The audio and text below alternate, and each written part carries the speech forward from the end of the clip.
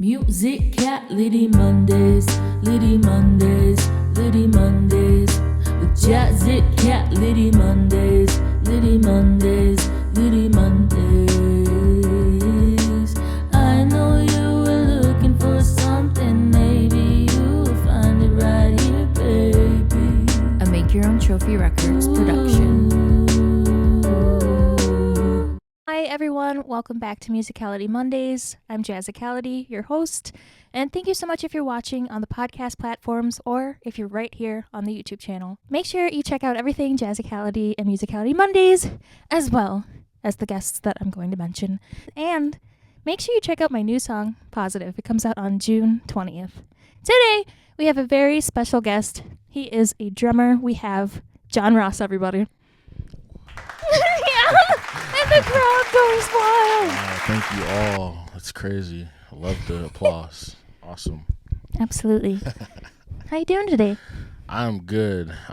Like I said, I'm alive, so all is well. Yeah. How about you? I'm pretty good. Thank you. Making it through. Some days are really hard, but Right. yeah. Been making sure I get the happy parts of life. I just redecorated my patio that I haven't touched at all in 2 to 3 years, like as long as I've lived there. So it's pretty cool. Wow. Right? It's the little things. Getting work done and being a musician. It's unheard of, honestly. Just like shoveling my way through. It's tough. Yeah. What have you been up to? A lot of gigging and like not enough sleeping, probably. Oh my gosh, yeah. Yeah. Last week, probably did 5 shows between Thursday and Sunday. Oh my gosh. Not including church. Okay. So, yeah. How many services do you do? 2 on Sundays. Yeah. And what are the times of them? First one's at 10 a.m. and the second one's 2 p.m. So Nice. Okay. yeah, a little break in between, but So like sometimes. Yeah. Right. So what are your like regular resting days? Ooh, that's a good question. I typically like Monday, ideally. Okay. I try not to schedule too much on a Monday. If I have to, I'll do like a rehearsal or something, or like a really good gig. But like, I try to recover Monday if possible. Absolutely. A guy did tell me like, yeah, make Monday your rest day. So Absolutely. try to do that as much as I can. So I see. I kind of like know what's going, like, cause I can see your eyes, and I'm just like obviously you remind me of Sam, cause like you guys like take gigs and like fill in and stuff like that, and I can only imagine turning it up a notch, cause he's like he never sleeps. Yep. And all that stuff. So. Well, yeah, like so I had a Thursday gig on the books. Yeah. And then, like, I just recently met a guy that I started playing with. We did a rehearsal last Tuesday. Okay. And he texted me Thursday while I was at my gig and was like, hey, can you fill in Sunday night? And me, I'm just like, yeah. No. Let's do it. So that's after you do 2 services. And then you run home and try to grab your drums. Yeah. And then get back to do a sound check. Oh, my gosh. Yeah. So like, is it like exciting? Are you used to it? Like, what are the vibes like when you're taking all these gigs? At this point, I kind of go into autopilot. Like, if I wasn't doing gigs, I'd probably go crazy. Like, okay, I'm just so used to being on the go so much. You're either in the car or you're on a stage. So I don't know what I would do if it wasn't like that now. That's kind of just where I'm at. So you're like happy with it. You like the way it's. Oh yeah, I'd rather do this than sit at a desk. Like, oh my, me coming from a job that I sit at a desk all day, bro. Like, it's different strokes for different folks. Yeah, but I'm trying to be like you, bro. Like, you're there. Well, thank you. Yeah. But yeah, like, how is it doing music full time? Like, what's the lifestyle like? Like, I don't know. It's really fun. Once you get like Sorry. but for real though, it's Yeah. really fun once you like can get some type of footing Okay. And like people know you, and like I said, they'll call you randomly and say, "Hey, can you do this?" And if you're like me or Sam as well, who like you're solid at your instrument, and like people know you could like pick things up on the fly with very little preparation or zero rehearsal. Right. You know, you can get some very lucrative opportunities. Being a full-time musician, a lot of people think that every gig you're gonna make a lot of money and blah blah blah, and it's all good. You're not gonna make a lot of money on every gig. Some gigs you're gonna play for free. Not like that's the misconception. So absolutely, okay. I do free gigs often, but while they're free and like monetarily, sometimes they propel us to a different gig that we do get compensated very well. So okay, give and take for sure. It's all about like the planning and the connections. Yeah. Like with any job, like this job, you're constantly interviewing. Like, it's everything's an interview. Like whether you realize it or not, if you're on stage, like somebody in the audience may have a job for you, and you don't know until you get off stage, and they say, "Dude, I really like what you did. Can I get your number?" Or they just walk past you and don't say anything. Yes. And you didn't get that job. Oh. No, I'm just kidding. I was low-key lost. I'm like, wait, what? And they'll call you later, right? Nope. And you're like, no, they actually won't. They won't. No. That's really cool, and that's really inspiring too. I think about that a lot. Like even with Instagram, I'm like, you never know who's watching. Sit tight, like, because you get into this mindset of like, why isn't this happening? Why isn't that happening? But it's just like, no, keep your cool, man. And I've gotten better at it over the years. Sometimes I want to be complaining, but I'm like, you never know who's watching, Yeah, I mean, and the key is to like be consistent. So like when nobody's watching, that's when you want to be at your best, because like you said, you just never know, especially with the internet. Like one person sees your stuff and you're gone just like that. So I've met cool people through social media. Like absolutely, yeah. Awesome people that I probably would have never got to meet, and opportunities I probably never would have by just not doing it. So that social media is huge. Like people sleep on it, especially artists, because we want to be in our artistry all the time. But like we're in a day and time where that's kind of the marketing thing for us. Like the walking around and passing out flyers like they used to do back in the day, it doesn't really do as much as you would like it to do, unfortunately. Absolutely. Because people like ball it up or throw it away, or it gets lost and they're like, man, I really wanted to go to that, but like I need it on Instagram, Yeah, man. You got to and like printing flyers costs money. It does. It costs so much money. Yeah, it's not cheap. So like honestly, if you can go on Canva for free and make a little flyer, Canva. That's what I do. $12.99 a month. Future sponsor of Musicality Mondays. That would be absolutely amazing. Also sponsor John Ross over here. Please do. Young J Ross 24. Thank you. Thank you. That was good. Appreciate you, bro. So yeah, speaking of, you've got quite a few followers on Instagram. How'd you make that happen? There's a lot of things you can do, but the short of it is like provoke people to respond. And you can do that positively or negatively or like somewhere in between. Okay. Initially when I did it, I was kind of just trying things like posting clips, and then I ended up coming up with like a formula of like I would post a clip of something that I really enjoy and then create a fun caption to make people respond to it. The one that people really like responded to was actually on TikTok.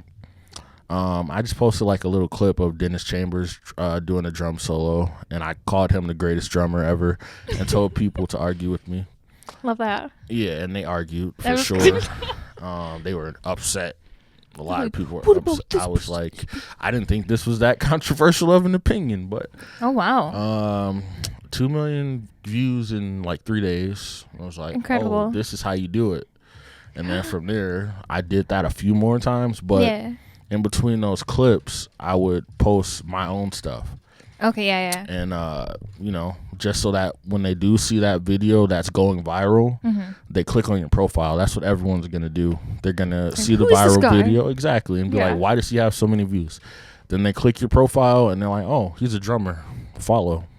I love that. Yeah, That's really awesome. it works. Yeah. Try it. And so also you have your would you say it's a logo or just like a merch design? You have your merch design on today. Yeah, it's somewhat of a logo. My friend John Offerdahl, he does graphic design. So like, I made like a mock-up on Canva. On Canva. Sponsor. Made a mock-up, sent it over to him. I was like, dude, I'm not an anime dude, but like I do like Dragon Ball Z, and I was like, what would it look like if I was like going Super Saiyan on some drums? Ooh. And That's a so, good description. right? And Yeah. so that was the initial idea, but I was like, I don't have blonde hair and like all that. My hair is pretty short. Probably can't do that. So I could put flames around me, you know? True. And so the drums are like what's, as I play, that's what's going crazy is the drums. Yeah. And so that was kind of the idea about it. And he hooked me up. It's pretty good. Oh yeah, I love it. Yeah. You know? For a fair price, too. Hit that guy up. It's good. Oh, absolutely, yeah. Okay, drum technique. I was going through your Instagram and I came across a video I saw like probably a couple of years ago, I think, where you had dropped a drumstick and you recovered. How do you go about recovering from something like that? So two things you have to be able to do is like have a balance between your hands, like skill wise, like a skill balance. Yeah. Like a lot of people have one hand that's stronger than the next. But like in situations like that where you drop a stick and you're on a stage and you have to keep a groove going but also figure out how to grab that stick, like it's good to be able to play whatever groove you were playing with one hand. Yeah. And that's including like the hi-hat and all that and doing fills around the drums too. Like so at times I do practice like, hey, I'm gonna build my right hand playing this groove and then I'm gonna play the same exact groove on the left hand because it's like different parts of your brain. So you need to work all those muscles and build independence so that in the event that something like that falls, you can just grab it, but nobody on stage notices if you didn't tell them. Yeah.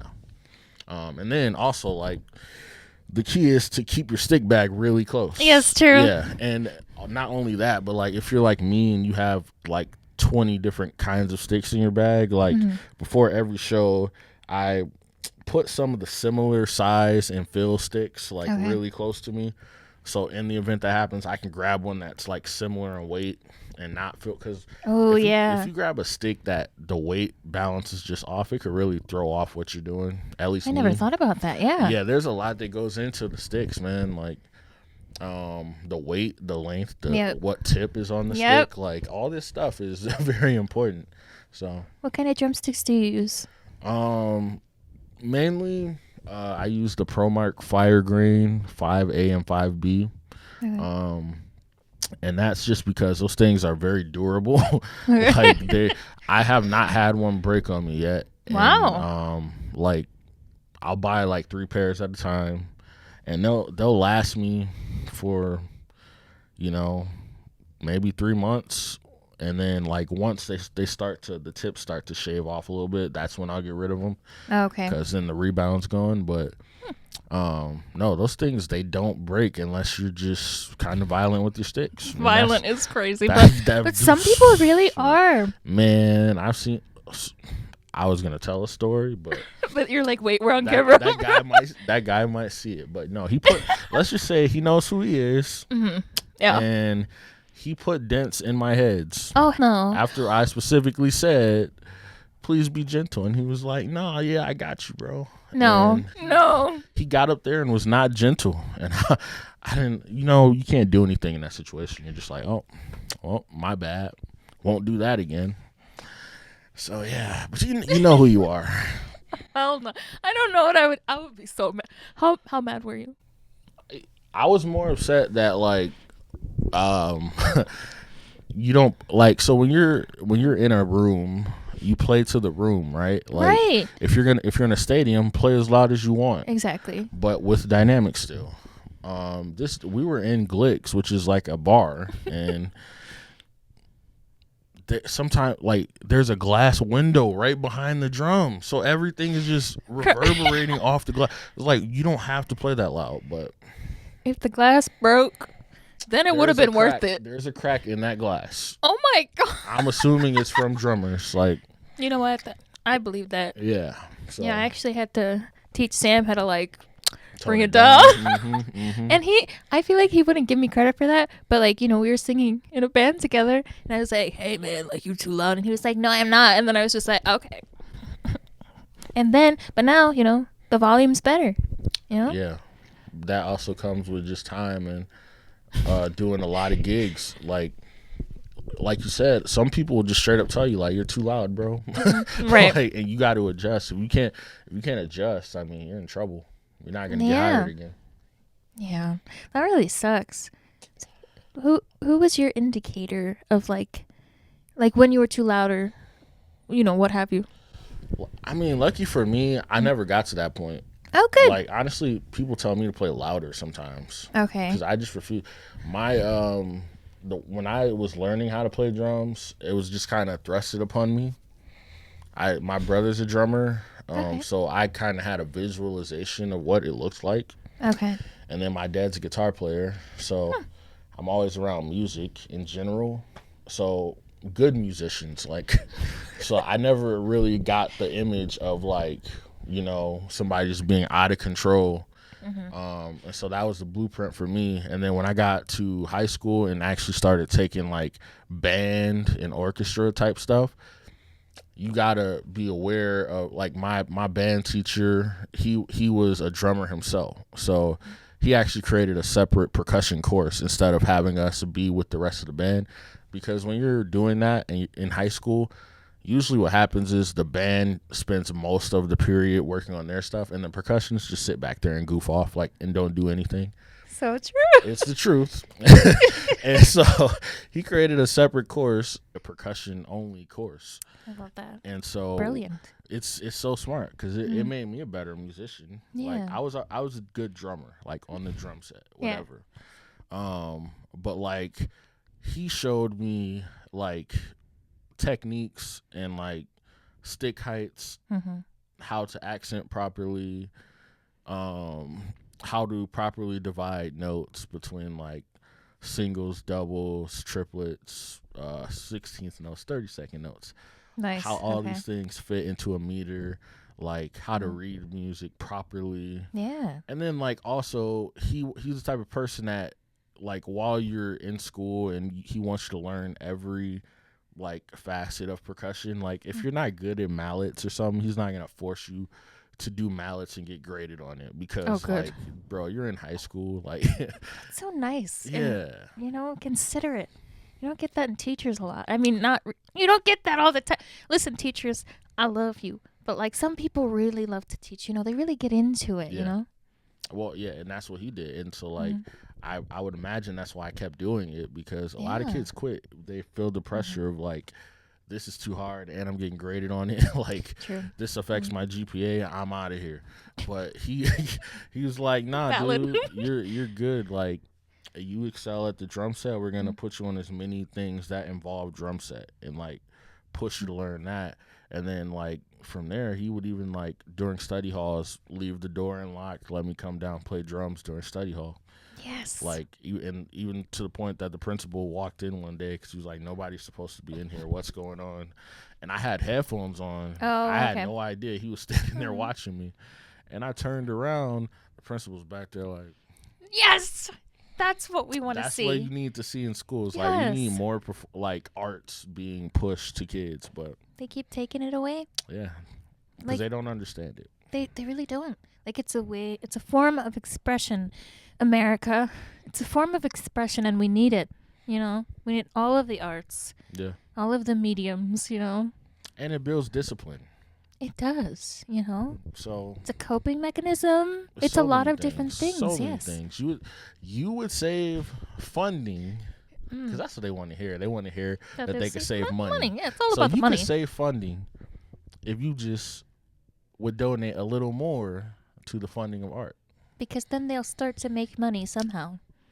Yep. Like if they hold like talent shows, people will pay to see their kids perform. All day long. And then that will, oh my God, wait, not us like we're the future too. The kids are the future, and so are we. We got you, kids. Cause like, yeah, I love talent shows. Tell me about a talent show. I'm gonna go see a kid do a talent show, and then they'll be motivated to like be in their work, because you can't do a talent show unless your homework's good. I'm sorry, I'm It's going on a true. tangent. Nah, like it's so good. It is like I don't know. It can get sad because you're like, Yeah. yo, these kids. There are so many kids that are like naturally gifted with nationally too, but I was gonna naturally, say it. yeah, they're naturally gifted on the drums or like any instrument. Maybe they can sing, Yeah. and like nobody really pours into that Right. gift, and so then they're like, all right, well, guess I'll go do something else. I Like, don't know. yeah, it's crazy. Yeah, like how many kids do you hear say like, "Oh, yeah, I was in band when I was in school, but like now they don't do music anymore Yep. because it got probably taken away, or nobody was like, "Hey, you're pretty good at that." Or like people have done to me, they're like, why don't you get a real job? Oh my God, I hate that one. Yeah. I'm just like, this is a real job actually. Yeah. And John does it full time, so I mean, if you average it out, Mhm. like, okay, so the drummers are at the top of the food chain. Mm. Like, let's just say they go do a gig locally. I'm talking local drummers here. You can make anywhere between $100 to like $600 for a gig locally. Sometimes more if you really just put yourself out there and build up a name. But like, True. I would say $100 to $600 is like really good. 600 is really at the top. Mhm. But if you average out like how many hours you actually spend at the gig for how much money you're getting paid, you're making a lot of money per hour. So like, I just want parents to think about that when they discourage their kids from like pursuing an art, because Yeah. art does pay. You just gotta know where to look and how to market yourself. Absolutely. Yeah. And there's always going to be somebody who's looking to make a band.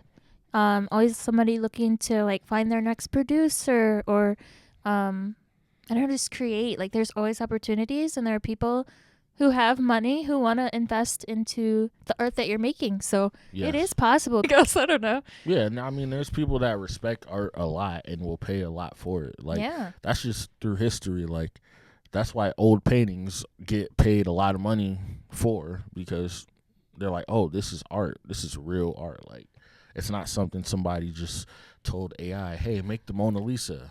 No, somebody painted that, bro. I Like, do not like AI. I'm going to probably eventually get into it. I'm not. I'm sorry. I'm probably not going to do that. I'm sure you'll be forced in some way. Maybe like 5 years down the line, but Yeah. I don't see it really coming to me right now. Yeah, nah. Still using the old thinking box here. Please, yeah. Yeah. But man. yeah, man, art is important, Art yeah. is the most important. and teachers are also important. I saw like, the comedian Josh Johnson. Well, Not hip.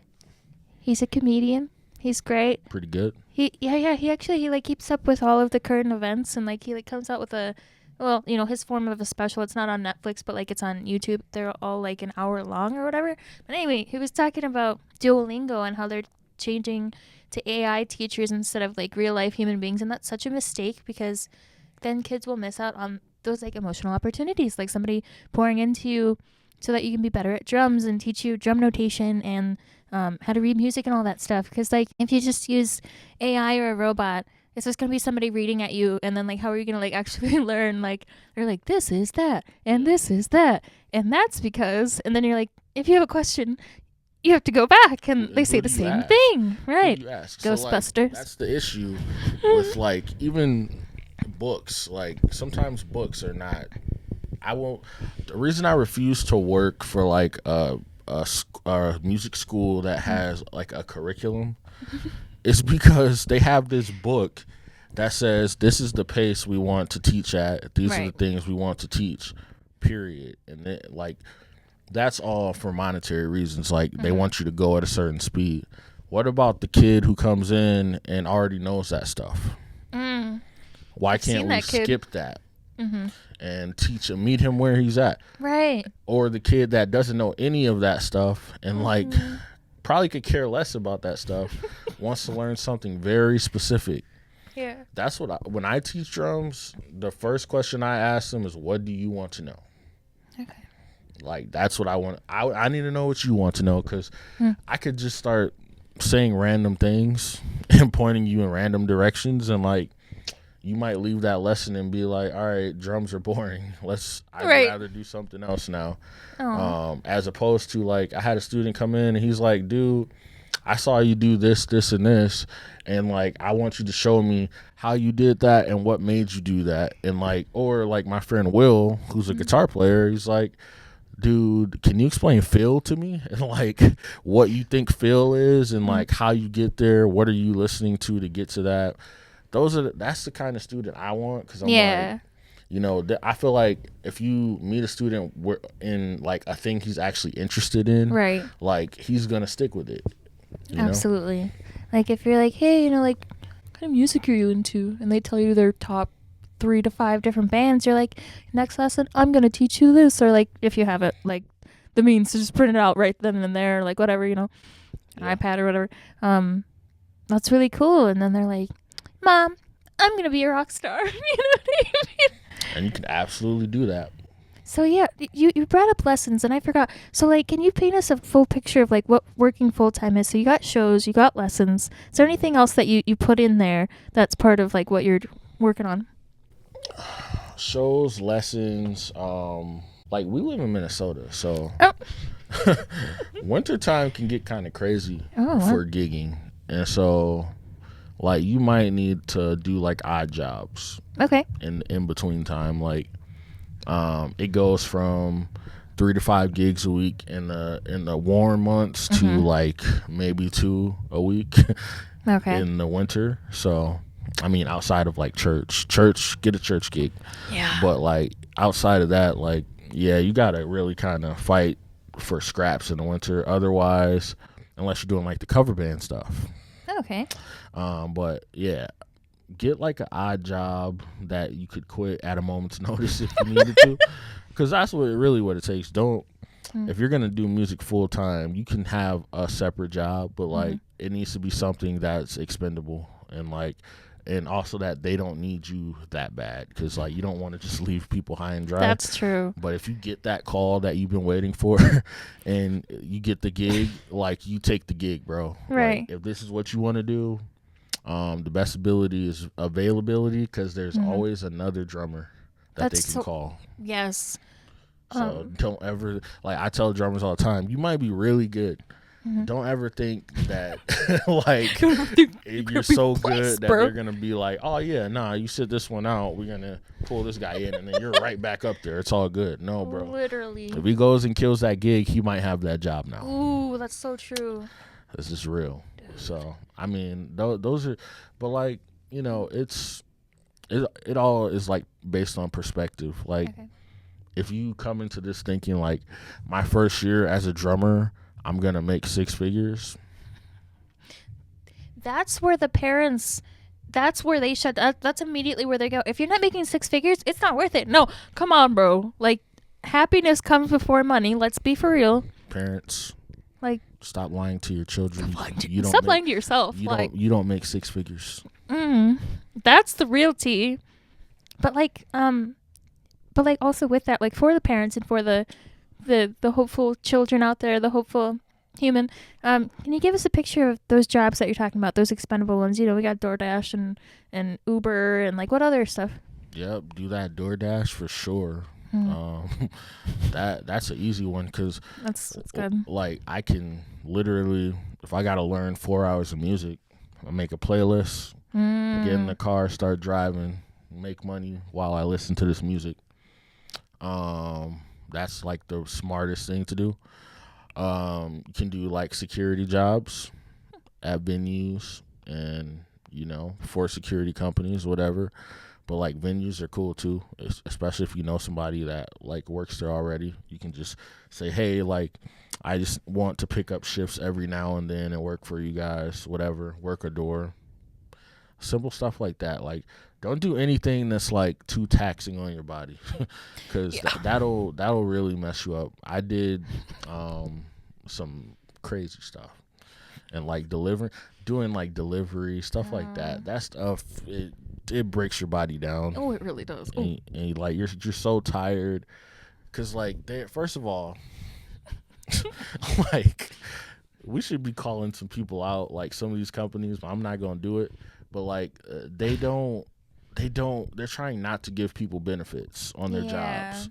So like that's another issue for me, when they're saying like when you're a musician you don't have benefits, whatever, so you should get a job to supplement that. A lot of these jobs now are saying like, hey man, we'll hire you part-time, but we don't give benefits at part-time. Or we're going to have you working full-time, but as a contractor, so we don't have to give you benefits either. So it's like, you know, if you can find a job that gives you benefits, that's great, because like, it really is here. That's something you don't typically get as a musician, unless you know, got it like that and you got the big gig. They might hook you up, but right. But yeah, that's literally the only thing I would do outside of like the typical picking up a gig here or there. You're gonna have to do gigs that you don't want to do. Ooh, that's a good one. Yep. That's like a big thing. Like you can't be too good to do this gig, however big or small it is. You know, sometimes you might take a gig that pays $50 just for that day, because you're like, 50 is more than 0. I mean, that's true. So, and if there was nothing else that day, you know. And again, it might turn into a bigger gig. Like, I've gotten so many of those. Like, bro, I got a gig Ryan Bynum hooked me up with. Ew, great guy. I came and played Snapped with Ryan, and he hooked me up with a Christmas gig. Oh, wow. That paid me great. And so I texted him so many times. Thank you again. Yes. Shoot. But yeah, man, like stuff like that. Like literally being a full-time musician is about networking, building your own brand, your personal brand, and like being good at your instrument. That's it. That's all it is. Like anything outside of that, people are telling you just it's nonsense. Like if you can avoid the drama that comes with musicians, like do it. 'Cause like those are the situations I've been in with no drama are the most successful ones. So because everybody's just there to like do what they need to do and get out. Yep. I love that. I love going to work and going home. Yeah. And no egos, man. The ego part, it breaks me down, because I'm kind of like in the dramas of my own mind. I'm trying to like figure out where I want to go, that it's going to be the most like life-giving, where I'm not like I hate this, you know. So I love talking to you, because like John's helped me out in the past. Like you're just like, don't even worry about that, like you know, focus on your grind, dude. Like and you know, I'm finally kind of starting to understand that, so thank you. Well, I mean, for me, it's like I try to do things or keep things at like their simplest form, and try not to overcomplicate things. So like even with drums, like if you see me play drums or if you've seen me play drums, you know that while I'm not doing the bare minimum, like I'm making it feel good, but I am keeping it extremely simple. Like I'm not the guy that's doing a lot of chops everywhere, like going crazy. It's just not me. It's not my style, and that works for me. Yeah. Some guys, like, they just got that, and they got to do that. They got to release that energy. But as long as you're doing it in a tasteful way that makes sense for the music, like, go for it. A lot of guys right now that I'm seeing on the local scene are kind of in it for themselves, and we need to stop that a little bit. Like, I don't think it's it's not gonna help you in the long run, you know. Like when you get to the big gig, you just can't do that. I mean, true. Yeah, they're not gonna tolerate it. They won't call you back. They forget getting the call back. They might be like, "Yo, yeah, like That's enough of that.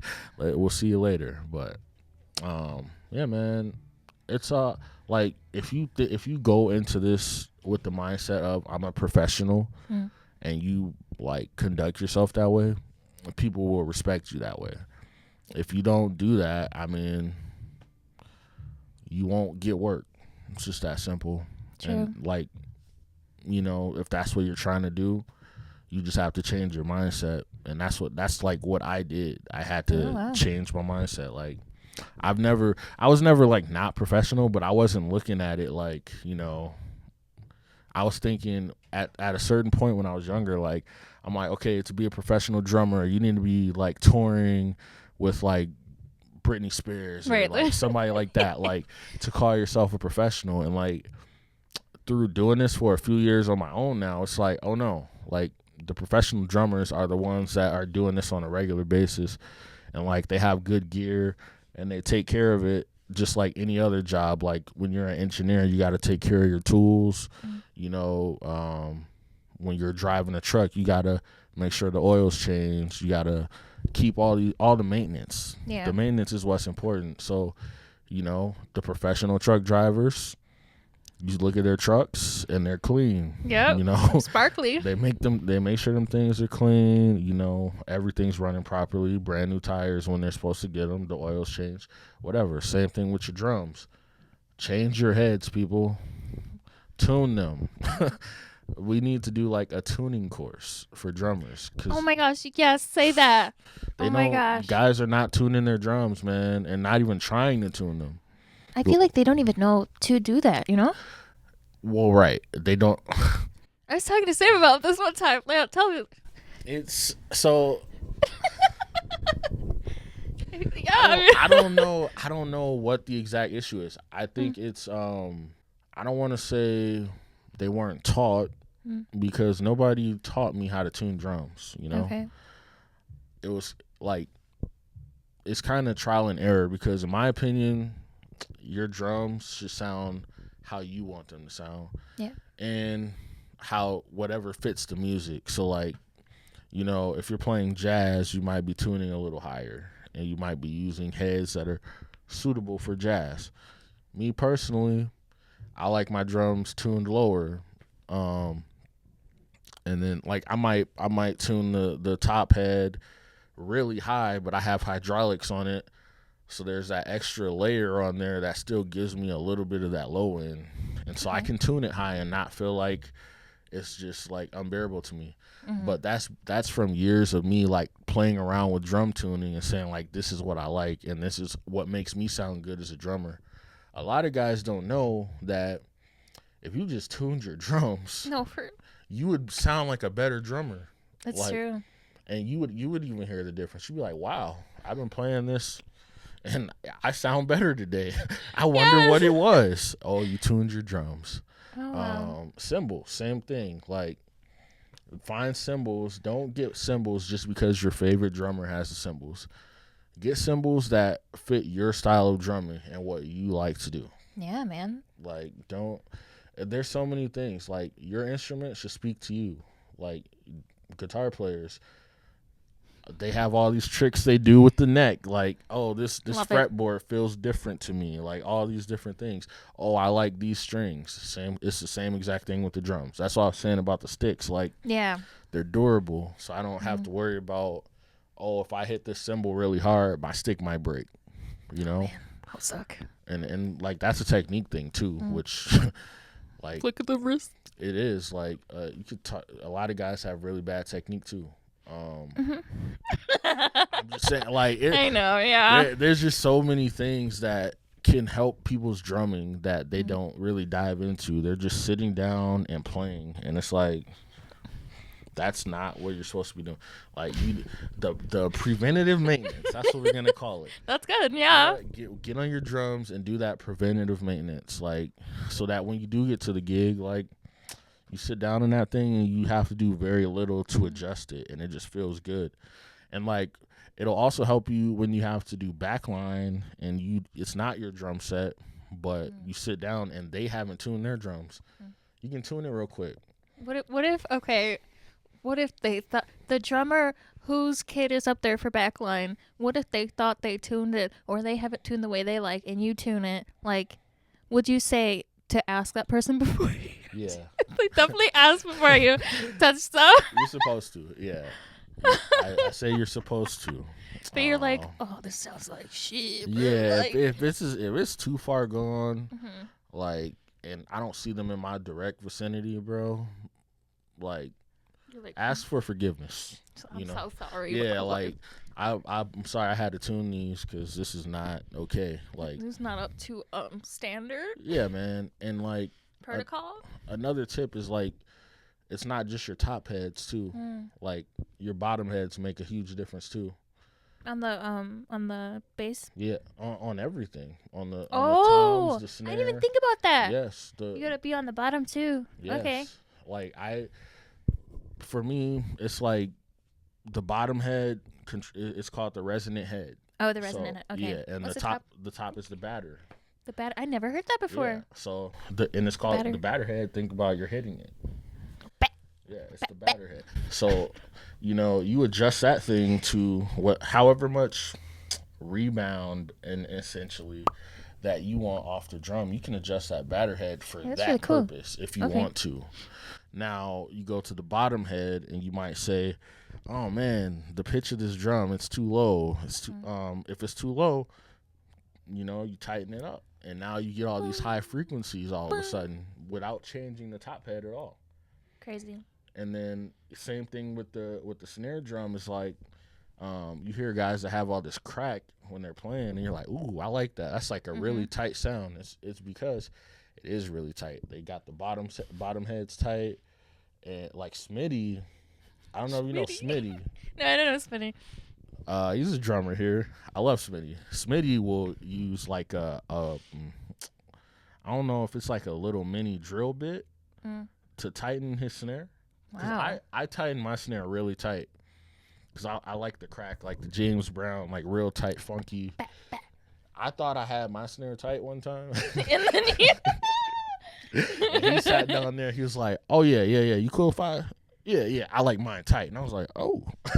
And he had that thing and he cranked it, and I was like, "Oh, that sounds even better." So I love that. yeah, man. And so like guys like that, like Smitty and like Mario Dawson, like dudes like that are people that I can like send a message to and be like, "Hey man, how do I do this?" Yeah. Or like, what's this? I can just ask for advice because they've been around the block, and you need those type of mentors. Like, 100%.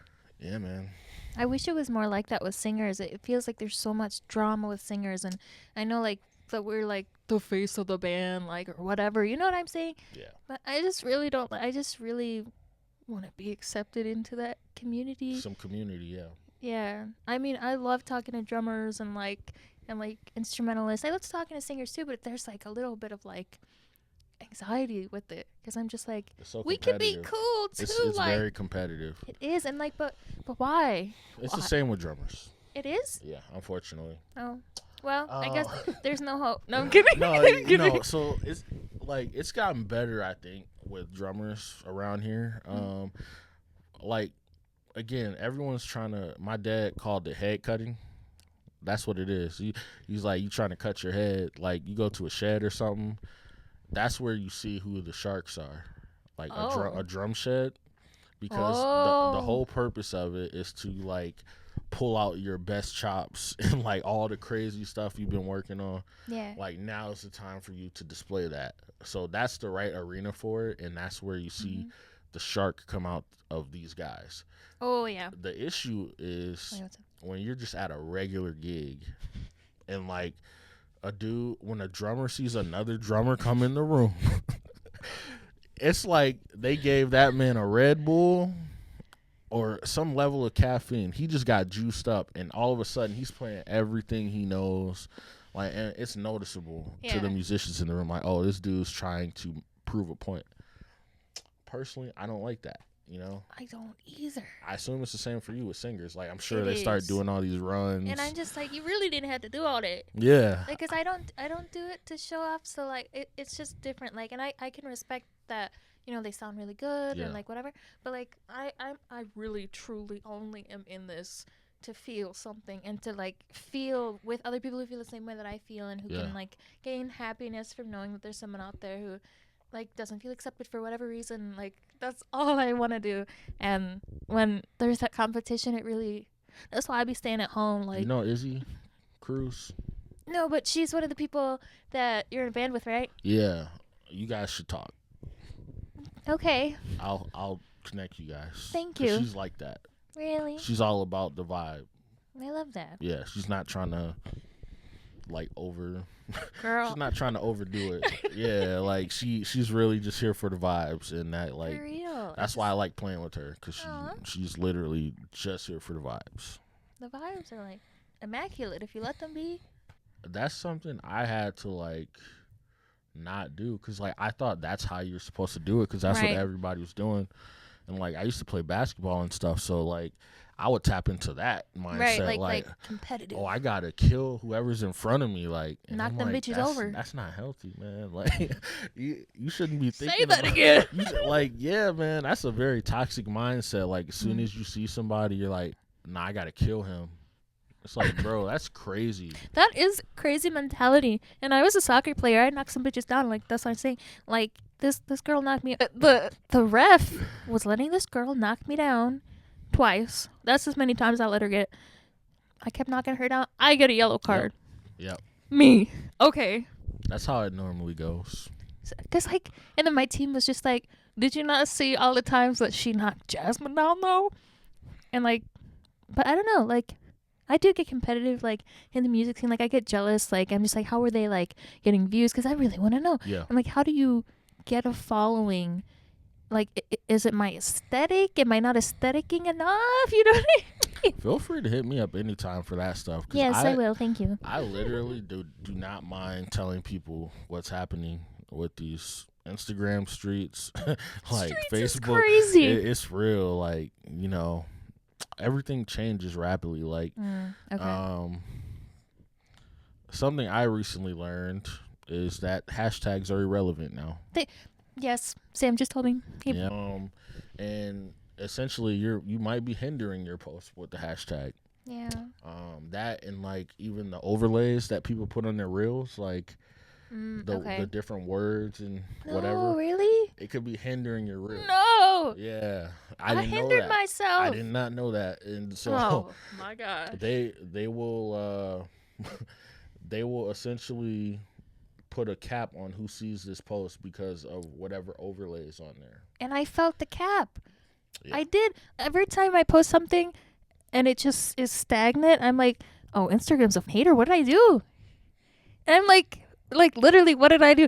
That makes sense. Have you ever got the message saying that we've increased your engagement? Yes. Yeah. They can decrease it too. Of course, you never get that message though, right? I they have. just leave you. And I Really? was salty. The decrease? Oh yeah, I was so salty. They never told me when they decreased. But I see it. I feel it every time. I'm just like, okay, usually about now I would have gotten at least 5 likes. But 0 was crazy. 0 is insane. It's like you clearly didn't show this post to anybody. To anybody. Yeah. And I was seeing posts from like 5 days ago. And I was like, okay, wait. Yes. I should have seen that before I Yeah. posted. And I would have been like, okay, let me wait till Saturday. Like, No, they are showing you what they want you to see. I don't like that. I wanna see myself get likes. Thank you. No, so what? Like one thing I utilize is I cross post with Facebook and Instagram. Yeah. I post from Instagram, it goes to my Facebook, and then I go to Facebook and share it to my followers if I really want people to see it. Right. Because that's when it goes off. But Okay. I'll have to start doing that again. Instagram does not have that function. Like you're at their mercy a little bit. Like Yep. you just gotta. But I mean, me stopping using hashtags and like removing the overlays for my videos has boosted the engagement quite a bit. So is it both pictures and words of overlays? That I don't know, because I just stopped using it altogether. So do you just like have one video or like one photo kind of thing? I just post it as a reel, Okay. and like in the caption for the reel, I might say little buzzwords in my sentence without using a hashtag, so that it'll still, when you search something on Instagram and say like, I'm like, hey, what cymbals do you like? Like, look at my drums today, or like say something nice to me. That worked Say really something nice well to me, last please. week on TikTok. That worked extremely well last week. Okay. So, stuff like that. Like, you can still say these buzzwords, but you just have to put it in sentence form. Okay. And not hashtag it out, man, because they're hating on the I was hashtag. literally gonna say they're haters. Hating on the hashtag. Oh my gosh. Put that on the shirt. Yes. Sell it. I'm gonna buy that shit. I'm gonna buy this eventually. I gotta get back to the website actually. When I saw that shirt, I was like, I gotta give me one of those. Yeah, I'm gonna get some like physical ones that I just bring with me and give out at shows. Yeah, do that, dude. Cause why not, man? Why not? It's free publicity. True.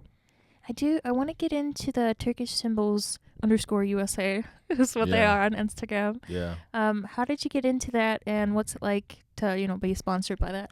So initially, I found them because one of my favorite drummers, John Blackwell, I was on like this crazy YouTube deep dive of like just drum videos, whatever. Yeah.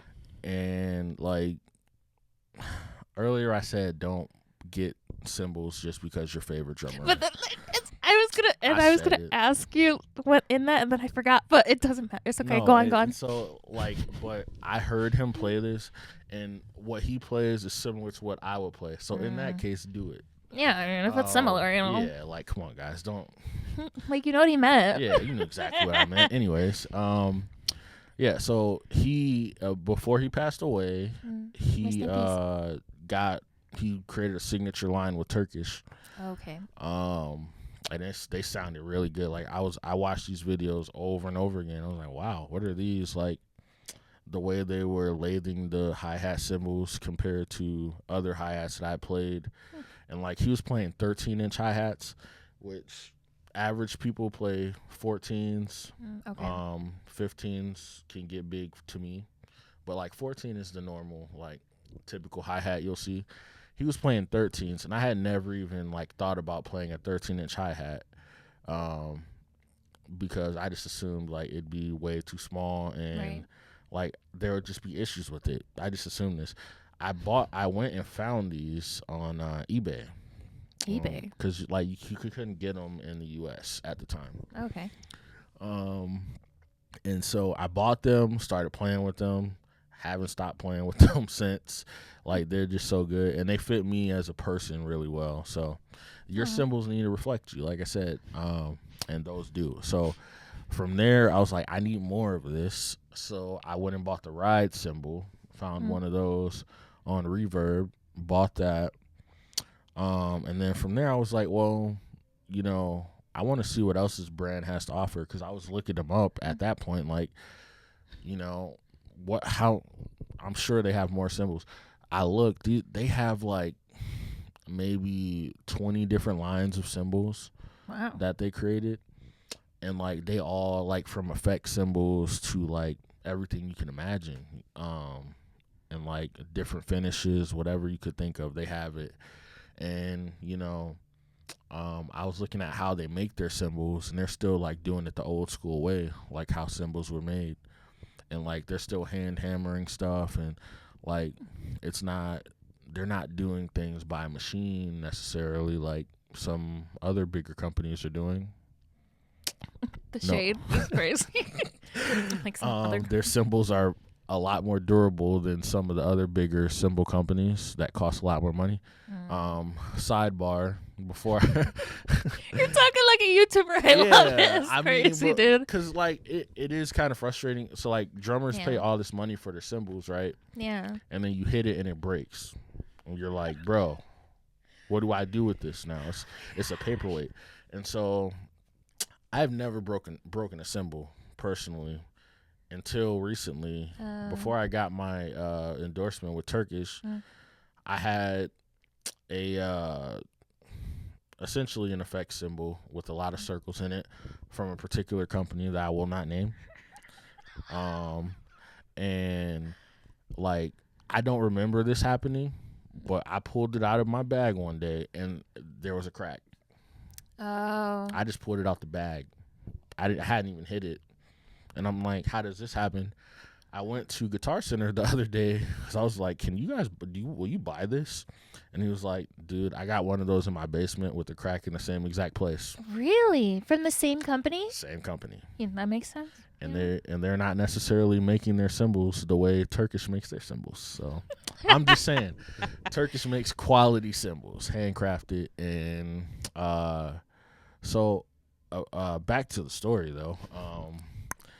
Yeah, I bought more cymbals from Turkish, and I just started like solely using those because I liked them so much.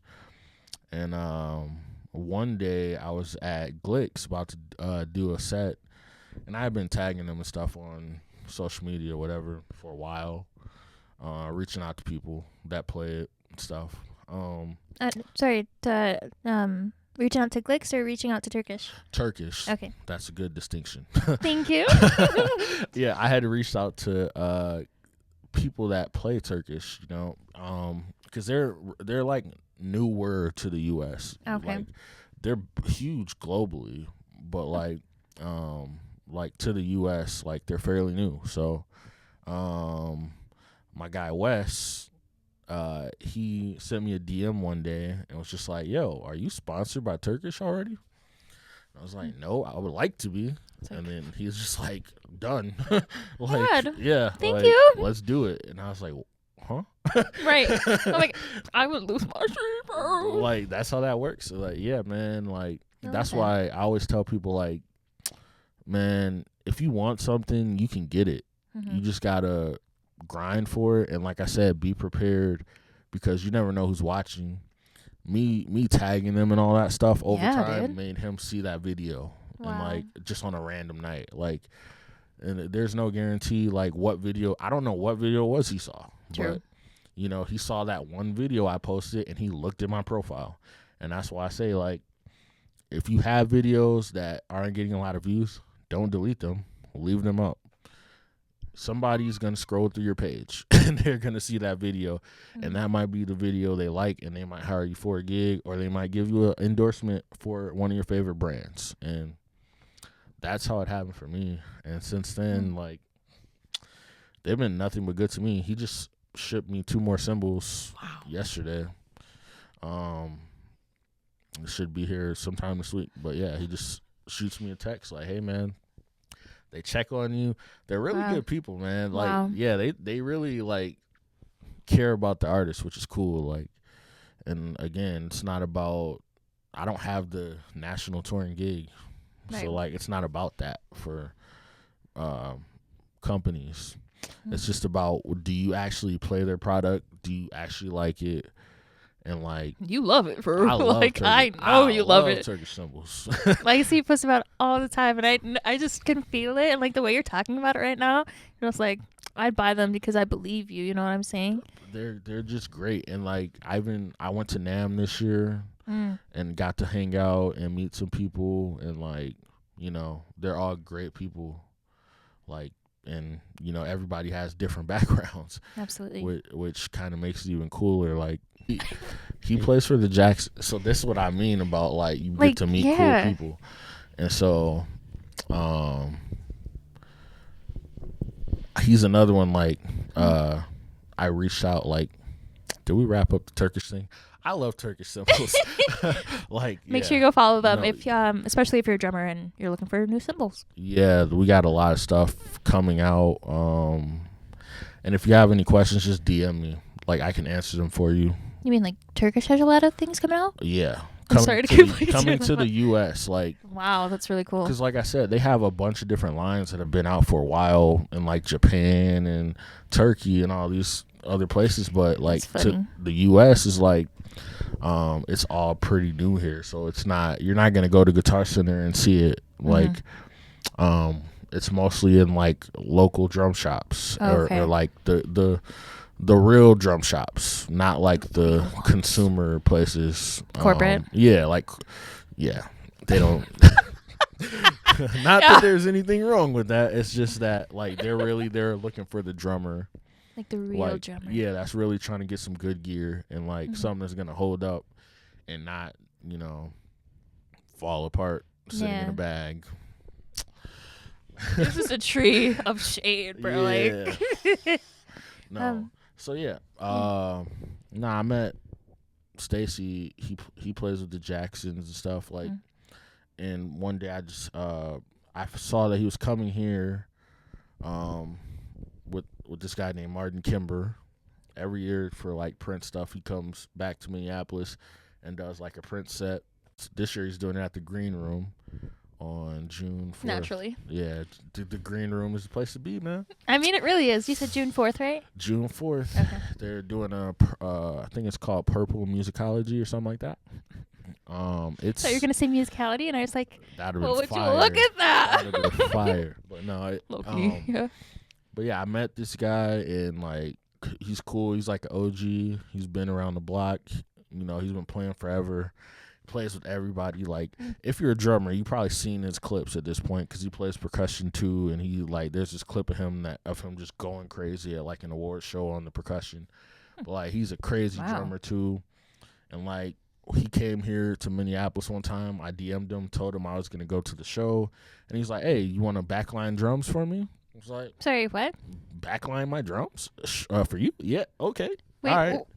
So you just brought him your drum set? I brought him my drum set, whatever That's beautiful. he needed, and like got it set up, and he played my drums better than I play them. Like, how cool is that to like say, hey, he used my instrument? Dude, yeah. That's incredible. And then I saw him at NAMM too recently, playing with everybody. So, yeah, man. Shoot your shot, dude. Shoot your shot. If anybody can tell you that it's John. In my head, but I've been cursing this whole time. Keeping it PG for the kids. Okay, well, thank you. For all about the kids. You're the only one, because I'll tell people and they'll be like, "Oh, yeah, nah. No, that's cool. My pastor might see this. Oh, true. I'm just playing. I'm like, I delete all my curse words that I've ever said in the show. Just bleep them out. That makes it much more entertaining. It's like, what did she say? Put a bleep and then like. Yeah, man. A piece of cheese. What is the thing for comic books where it's like pow? Oh, bam! The bubbles and stuff. Yeah. Bleep it and put a bubble that says musicality. Oh my god! See, he's the guy to talk to. Literally, thank you. That's Content, really cool. man. It's content. But yeah, man. Like again, that's just an example of like reach out to people. Yes. Send people messages. Like a lot of musicians. They're running their own social media. Oh, yeah, 100%. So if you shoot them a message and you're not just like being a fanboy or a fangirl about it, and you're like actually just like treating them like a human being, they will probably respond to you, or even in their comment section. Like Cowboy Drummer, he's probably like one of the top drum influencers on Instagram. That dude responds to everybody's messages. Like. Aww. Same thing with like Hayes Amaze. He drums for Nas. Cool. And like you can shoot him a DM, he'll respond. Like these dudes they're people and they just they care. They don't look at you as like peons or whatever. Peons is crazy. But peons. like that's something I learned when I went to McNally, like Scott, like you were saying, like what you were saying, like don't be a fangirl, like well, we were talking about in person, but like on Instagram too. Like if you meet someone, you want to be cool, like especially if you want to be in that scene, because you never know when they can be like, "Oh, you're pretty chill, dude." Yeah. So like whenever like I'm around anybody, I really try to like just stay professional, stay chill, because I want to work with these people. I'm not just in it for the like, "Oh my god, I'm such a big fan." You know what I mean? That kind of creeps me out. Like too, though. Exactly. Yeah. Like don't be like a stick figure or anything, but like be chill and be yourself. They don't like that either. They don't like fake. Yeah, no, don't be fake.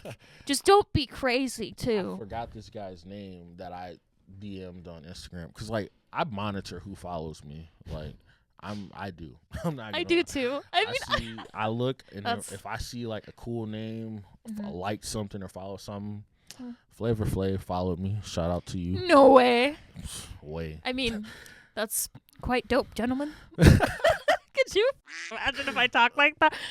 No, so I found out Flavor Flav was like really playing like drums and piano. He does this like. Well, that's cool. He's not just with the clock like Flav exactly or Flav. right. Nah, bro's a musician. So That's inspiring, honestly. yeah, so like we get images of people that just aren't true, and like when you really see them. Columbus Short from Stump the Yard. It's not coming to me right now. But Stump the Yard. I don't know if I Have you seen? No. Oh, I was about to say. I'm wait, sorry. Let me explain. No. Wait, how old are you? 28. I should had be to better. think- No, I I'm had to think 26. about I it. gotta get on my game, bro. It's fine. Like, Nah, man, it's cool. I've definitely heard of it, but I haven't seen No, it. Scandal. Did you ever Yes. watch Scandal? Mm-hmm. He was like the lawyer dude. What was his name in Scandal? Dang it. It's fine. He ended up not coming back. Like he just disappeared. Oh, Yeah, but okay. yeah, I don't know. But anyway, no, but he's like a really good actor, and I didn't know he was a drummer too. Like he plays drums, and so like all these people that you just don't know are musicians, and like if you put yourself out there, they might notice you and they might follow you just to see what's going on because they respect the craft. Yeah. So like that's just to say like, you know, don't think nobody's watching. Like Right. all these people are watching, and you might show up in their algorithm. That's what there's too many things. First, I want to say, I have an example. I was doing I can see you all around me. I was doing a song by Flyleaf, and they freaking saw it and they liked it. See? You never know. See? And then, yeah, you think about all these like random people that you see on TikTok. Who are they? Now they're famous. You know what I mean? And that's all it takes is like one person to be like, I like that. Yeah. Then you get a DM and they're like, hey, want to sign you to a $30 million record deal. Okay. No, I'm Same kidding. voice. No. I feel like I don't know. I would never go on a record deal unless it was like not tied to my life. You know what I'm I was saying? going to say Yeah. fine print. Show me the fine print before you show me that paper, bro. Yeah. Nah. That's the other thing. If it sounds too good to be true, That. sometimes it is. Right. So my dad told me. So, I mean, again, you got to do your due diligence. Find you a music attorney. Oh, yeah. Don't sign anything without reading it or having somebody knowledgeable read it, because you might read it and be like, what does perpetuity mean? Exactly. You don't want to know what perpetuity means, man. So, I don't know what it means. it means forever. Oh, my God. Yeah. Oh, my God. I'm so glad that we're having all of the conversations that we're having. Or not even necessarily forever, but just like, essentially it does mean forever in the Yeah. sense that it's like, if things change and we want to change it, like we can do this for however long we want to do it, and you don't really have any legal grounds to do anything about it. So Great. yeah, contract language. That's another thing people should study up on, contracts. You still hear people getting into contract trouble, and that's, I mean, like, who even thinks about that? That's not something they teach in high school at all. Like, Right. They teach you how to read, they teach you dictionary terms, but, like, what does it mean in the context of what we're reading in a contract? Right. And context is what matters. 100%. I just met a music attorney a couple weeks ago. She's really cool. I wish I remember her name. But yeah, I was telling her like all the musicians around here need people like that, because we just don't know what we don't know.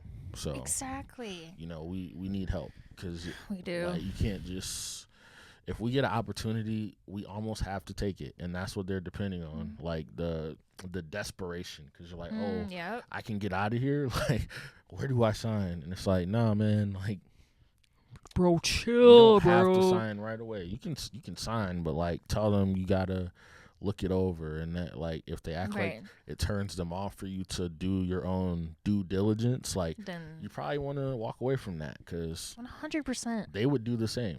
And like even in life, like if somebody's acting like they can't meet you in like 20 minutes, Yeah, you don't need to meet them. Like, yeah, man. Like, it's just be careful. Protect yourselves. Protect yourself. Protect yourselves. Like that's really the key. Protect yourselves. And durability. Your brand is durability, and I like that. Yes. It's a nice foundation, you know? Yep. You build off of it. Durable gear. Yep.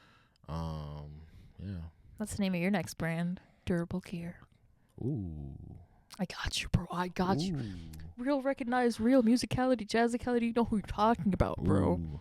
You know, somebody called me a beat mercenary Ew. recently, and I like that. Keep it. Put it in that vault. You know? Beat mercenary. Never know where you can pull those things out. Man. That's a good, like, put that on a shirt. It's killing me because you can. Well, I don't know what you're using to sell the shirts, but you can literally like, probably. Yes. I mean, you probably want to take the time to design it and everything, but you just. I'll tell you exactly what I did. So, when this guy made this logo for me, he put it in a bunch of different formats and emailed them to me in like high quality, whatever. And then, so I take the logo, go to for my business cards. I went to Canva. That's what I did.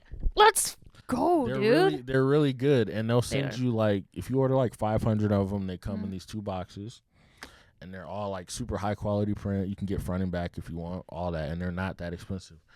So I went on there, put the logo in there, chose my fonts, all that, designed it real nice, and they were here like super fast.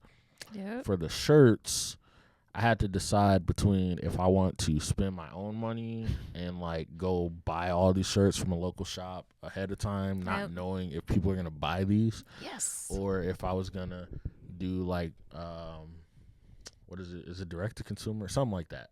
On like Printful and Printify on those websites. I do Teespring and Bonfire. You might have to put me on. They're backed up right now because of the tariffs. Otherwise, I'd be like, man. I know. Otherwise, they're perfect. But yeah. Well, I'm sure it's like a similar thing with Printful and Printify where they give you like a template for the shirt and like show you your area that you can design within. And then, you slap your logo on. Now you pick your font, pick what you want to say, whatever. And, the way they do it is you connect your store, and then somebody orders it, they ship it out.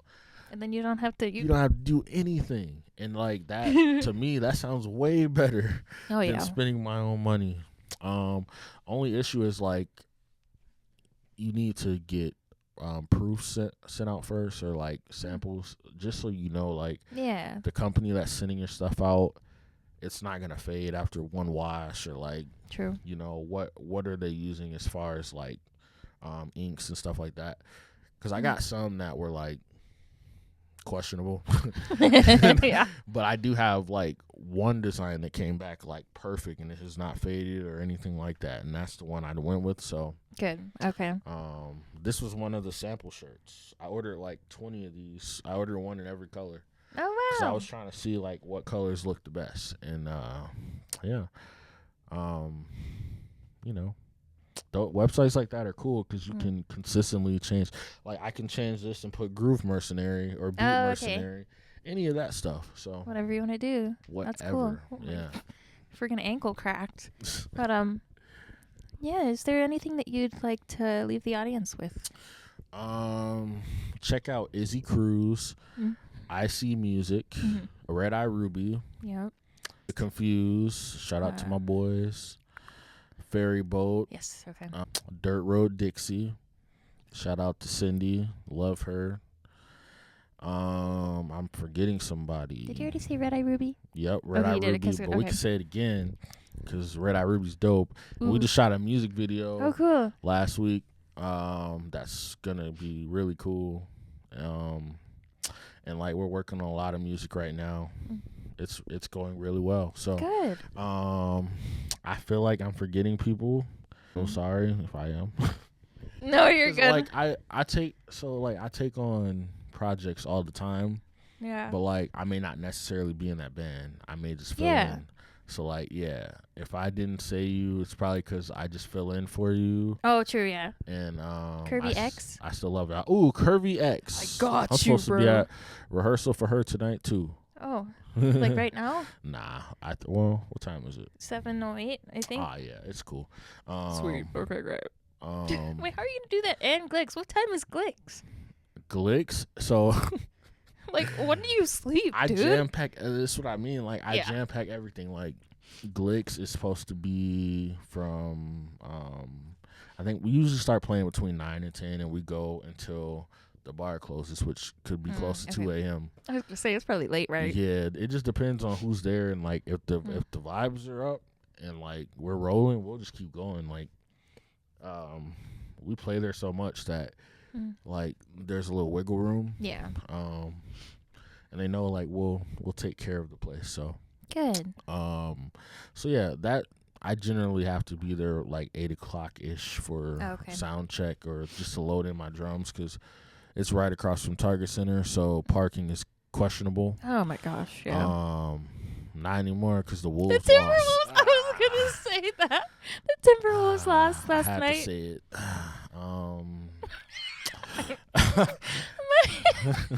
I have this like wheezy laugh now because I think I have asthma. I don't know what's going on, but I like the laugh though. I love the Wolves. Do you really? Wait, I can't tell. I always see your statuses and I'm just like, wait, is he throwing shade or is he for real? Am I? Ugh. We'll never know. I do. I love the Wolves. I just love the Lakers a little bit more. So. Okay. I mean, Kobe. So Yeah, exactly. it's his team, so. So as long as that's where the 24 it comes from in my. I was gonna ask. Okay. Yep. Mamba mentality. So That's a good mentality to have. it's the you know? best mentality. Literally. I had a jacket in high school, one of his jackets, and he used to leave messages inside the zippers. People Really? don't know that. So I'm a real Kobe fan. Like Yep. I'm out here. I'm out here. So he would leave messages in the zipper and say stuff like "fear isn't real" or stuff like that, like I little love that. motivational Oh my quotes. God. Yeah, man. That yeah. So But yeah, I mean, yeah. make sure you go check out John Ross, okay? He's a drummer, he's a great human being, and he knows quite a lot about social media. So hit him up. Make sure you take his advice. Go chase your dreams. You never know who's watching. You never know who's going to respond. Make sure you go check out @YoungJRoss24. And check out Musicality Monday with Mondays, Jazicality. Thank you. We'll see you guys in the next video. Peace. Musicality Mondays, Litty Mondays, Litty Mondays. With Jazicality Mondays, Litty Mondays, Litty Mondays.